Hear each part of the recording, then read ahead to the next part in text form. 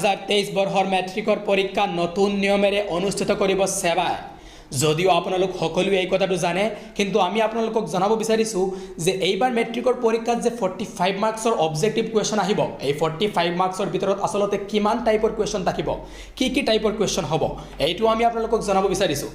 পৰীক্ষা নিয়ন্ত্ৰক সেৱাৰ পৰীক্ষা নিয়ন্ত্ৰক নয়নজ্যোতি শৰ্মাই এই কথাটো ঘোষণা কৰি কৈছে যে মেট্ৰিকৰ পৰীক্ষাত যে 4টা বিষয়ত অবজেক্টিভ কুৱেশ্যন থাকিব 45 মাৰ্কছৰ এই অবজেক্টিভ কুৱেশ্যনৰ ভিতৰত সৰ্বমুঠ 5টা টাইপৰ কুৱেশ্যন থাকিব 5টা টাইপৰ কুৱেশ্যন থাকিব ইয়াৰে প্ৰথমটো হৈছে এমসিকিউ অৰ্থাৎ আপোনালোকে জানে যে এমসিকিউ হৈছে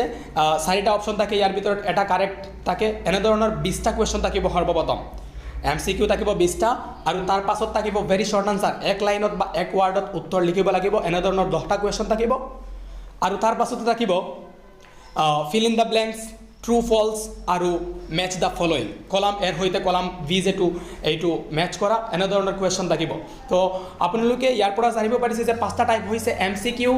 ভেৰি শৰ্ট আনসাৰ এক লাইনতে উত্তৰ লিখা যেটো তাৰ পাছতে fill in the blanks true false আৰু মেচ দ্য ফলোইং